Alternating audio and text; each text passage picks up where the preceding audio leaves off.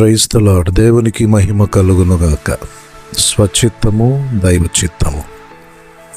దైవచిత్తము అనేది సమాధానకరముగా, దీవెనకరముగా ఉంటుంది. ఇస్సాకు దేవుని చిత్తమును అనుసరించి రిబకాను వివాహము చేసుకున్నప్పుడు తన తల్లిని బట్టి కలిగిన దుఃఖము నుండి అతడు నివారణ పొంది ఆదరించబడ్డాడని దేవుని వాక్యములో రాయబడ్డది.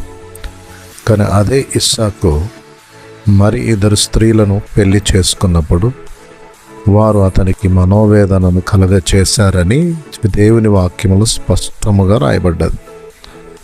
కనుక ఆత్మీయులు, దేవుని బిడ్డలైనటువంటి వారు స్వచిత్తములో ఉన్న నష్టము, దేవుని చిత్తములో ఉన్న ఆశీర్వాదాన్ని గమనించాలి.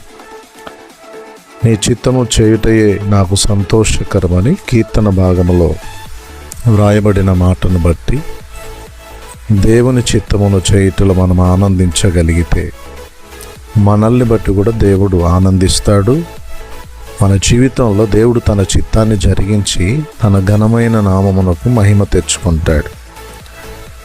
ఈరోజు దైవజనులు కావచ్చు, విశ్వాసులు కావచ్చు, స్వచిత్తమును విడిచిపెట్టకపోతే ఎన్నో నష్టాలు ఎదురవుతాయి. కానీ దేవుని చిత్త ప్రకారం నడిపించబడ్డప్పుడు దేవుడు అత్యధికంగా ఆశీర్వదించి దీవెనకరంగా మన జీవితాలను మార్చివేస్తాడు. ఈ మాటలు వింటున్న నీవు స్వచిత్తమును అనుసరిస్తున్నావా?